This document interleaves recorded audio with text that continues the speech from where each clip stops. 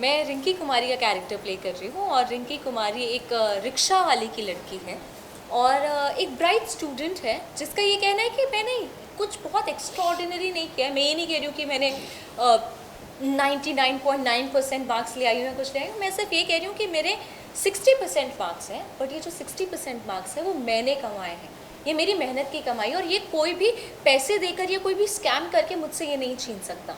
So I think ये उस लड़की की कहानी है जिसके लिए शायद 10,000 रुपये भी कहाँ इन्वेस्ट करना है और कहाँ खर्च करना है बहुत बड़ी बात होगी।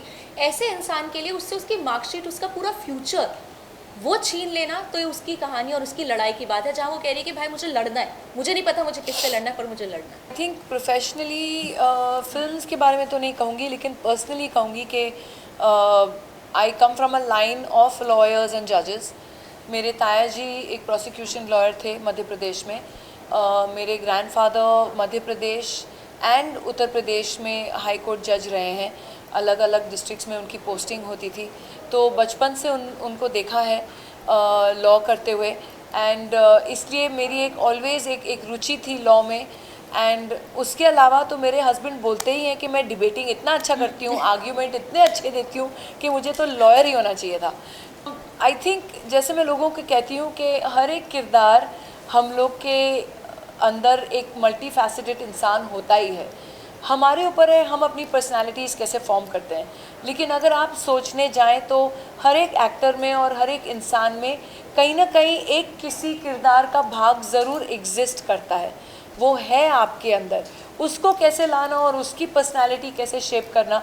तो आप अगर देखेंगी इंद्राणी कोठारी की पर्सनालिटी तन्वी शुक्ला जी से बहुत ही अलग है, और केजीएफ में रमिका सेन की पर्सनालिटी थी वो बहुत ही अलग थी। और आप ऐसे ही अलग अलग किरदार, अभी आप अरण्या की बात करेंगे तो वो जो पहाड़ी पुलिस इंस्पेक्टर थी उनकी पर्सनालिटी इन तीनों से ही बिल्कुल अलग थी। तो पर कहीं ना कहीं मैं भी उनमें हूँ और कहीं ना कहीं उनका भाग भी मुझ में है। आई थिंक जब अरण्या करने के समय मुझे मालूम था कि मैं बहुत ही एक अगर किरदार उठाऊंगी तो कुछ हटके तो बहुत अलग होती है, लेकिन एक इंटरेस्टिंग किरदार उठाऊंगी जो मैंने कभी पहले प्ले नहीं किया है उस तरीके का रोल।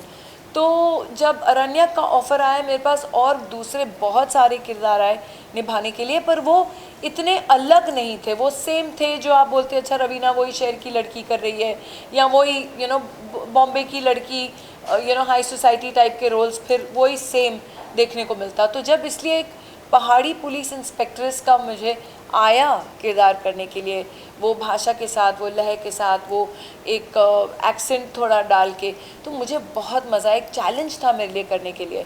एंड फिर उसी एक्सट्रीम में रमिका सेन किया, उसी एक्सट्रीम में इंद्राणी कोठारी किया, उसी एक्सट्रीम में पटना शुक्ला कर रही हूँ। No, there is no guideline, मुझे पसंद आनी चाहिए एक स्टोरी।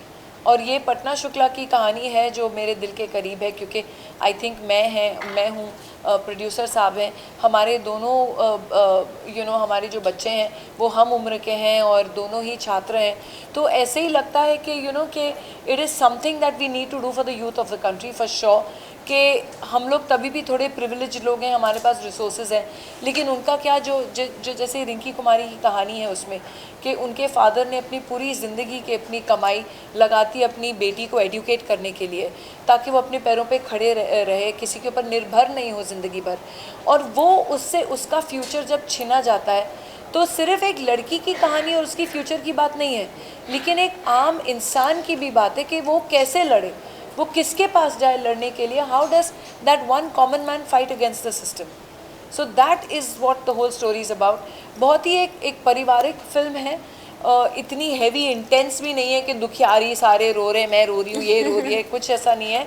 पर एक आशा देती है ये फिल्म, एक होप देती है। एंड उसी होप के साथ हमने ये फिल्म बनाई है कि हमें इतनी हैवी फिल्म भी नहीं बनानी कि लोग देखें अरे यार ये क्या बना दिए लोग ने, रोना धोना ही है। पर एक नाइस ब्रीजी हैप्पी फिल्म जहाँ होप है, जहाँ लोगों के लिए एक आइडिया है कि भैया तुम भी शायद ये लड़ाई लड़ सकते हो। Absolutely.